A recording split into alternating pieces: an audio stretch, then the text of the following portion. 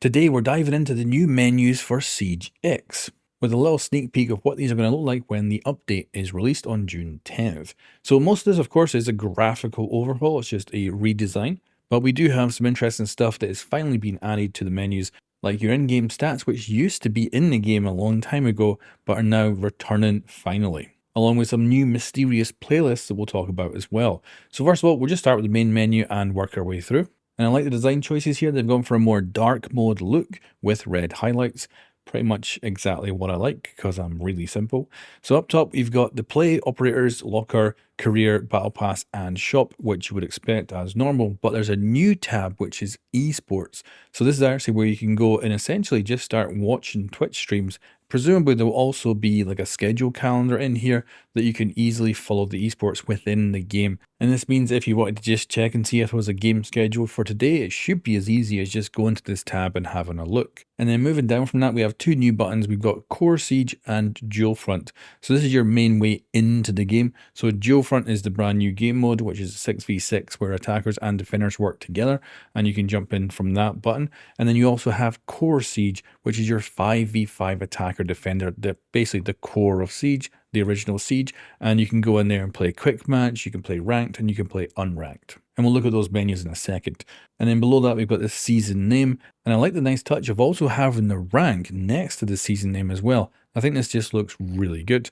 And below that, we have a giant Play Dual Front button, and of course Siege X's headline feature is the Dual Front game mode, so they're going to put that front and center, especially for this season, and it'll be interesting to see if that button remains every single season, up front and huge. And below that, we also have a playlist button as well. So quite a few ways to get into all the different game modes. To the right hand side, you've got your usual news notifications, and they're even in this example, and this is of course still pre-beta stuff, so this is actually using the year 0 artwork, and I always like seeing the old artwork show up from time to time.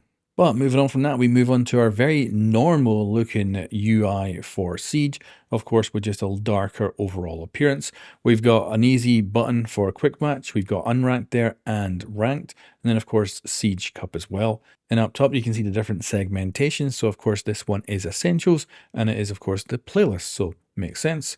Then we have Training, Custom Games, and the Dev menu. I don't think we'll have a Dev menu in the launch of Siege X, but I am curious what the heck is in there. And then making our way into the training menu, we can see we have tutorials, landmark drill, shooting range, deathmatch, and then we also have target drill, and we have field training. Now, currently, I don't know what field training is, but it could be the AI playlist, although that has a different name in the menus that we're going to go into next. Or it's possible this is where the actual starter challenges are, which unlock some of the OG DLC operators some of the first couple of years. So it could be that they're in there perhaps. But let's move on and take a look at the career page. So this looks very similar to what we've got in game now. We've got our clearance level, we've got our my rank, we've got replays, and we've got reputation. But we do actually have stats.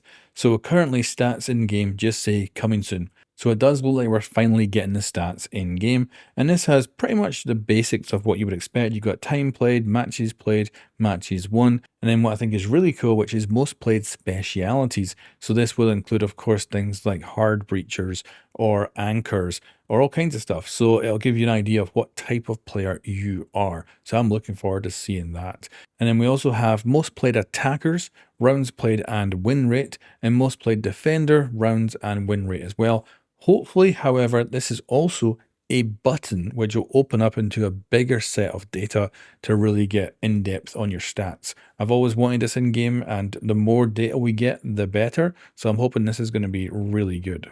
But it's possible that this isn't a button, it's just simply some information and you can't open it up to give you anything else. So it's nice to have some, but I would love more. And then moving on from that, we can see what some of the new players will be unlocking as they level up.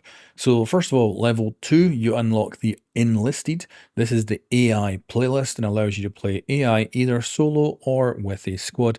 And of course, it's a good way to try and learn the basics of Rainbow Six Siege. You also get the attacker and defender tutorials. So obviously very good to get them quickly. And then in level 3, you unlock quick match and the shooting range. And then moving up to level 5, of course, you'll notice there is no level 4, there's no level 6, there's no level 9. I presume these levels you just don't unlock anything. So sometimes you have to go a couple of levels to unlock stuff. So in level 5, you unlock Geofront and Landmark Trail. And then for level 7, you unlock the Deathmatch playlist. And overall, I'm really digging the new look. And of course, it is extremely familiar. I think everyone would recognize this as being a Rainbow Six Siege menu. And if you didn't know, this update is coming on June 10th, with Siege X's launch, which is an update to Rainbow Six Siege. And for me, the thing I'm looking forward to the most is just having some basic stats in the game, so I'm very happy about that. But anyway guys, let me know what you think in the comments below, and if there's any suggestions about things they should change before the June 10th launch date, and maybe they can see about tweaking this and improving it to make it even better.